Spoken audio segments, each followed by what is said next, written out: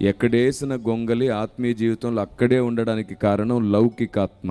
ఈ లౌకికాత్మ ఏం చేస్తుందంటే వాక్యాన్ని విననివ్వదు, వాక్యం మీద గురి పెట్టనివ్వదు, ఎప్పుడు దిక్కులు చూపిస్తూ ఉంటుంది అనమాట. ఎవరు వెళ్తున్నారు అటు, ఎవరు వెళ్తున్నారు ఇటు అని దిక్కులు చూసే పనే పెట్టుకుంటారు. లౌకికాత్మ వల్ల దిక్కులు చూసే రోగం స్వభావంలో ఉంటుంది.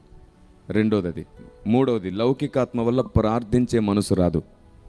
నాలుగవది, లౌకికాత్మ ఎప్పుడు ఇంకొకరు మాటలు వినేటట్లు చేస్తూ ఉంటుంది, లౌకికాత్మ. ఐదవది, లౌకికాత్మ వలన ఎవరు సువార్తకు ఇష్టపడరు. సువార్త చేద్దాం రండి అంటే ఏదో సాకులు చెప్పుకొని వెళ్ళిపోతూ ఉంటారు.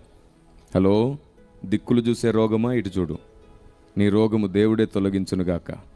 ఇటు ప్రైజ్ ది లార్డ్. నేను ఎవరిని అనలేదే, కేవలం దిక్కులు చేసే వ్యాధిని అన్నాను. కాబట్టి ఎవరైనా ఇప్పుడు ఆలస్యంగా వచ్చారనుకోండి సభలకు, వారిని ముందుకు రానివ్వకండి. ఆ దూరాన వెనకాల ఎక్కడైనా చైర్స్ ఖాళీ ఉంటే అక్కడ కూర్చొనివ్వండి. ఎందుకంటే మనకు వ్యాధి ఉంది కదా, ఎవరైనా అటు ఇటు లేచినా కదిలినా వెంటనే వాక్యం వినడం మాని అనవసరమైన దాన్ని చూస్తూ ఉంటాం. గమనించాలి. చివరికి వాక్యం వినేటప్పుడు మనం ఇలా ఫోన్ పట్టుకున్నా సరే పక్కనున్న వాళ్ళు వెంటనే మీ వైపు చూస్తూ ఉంటారు.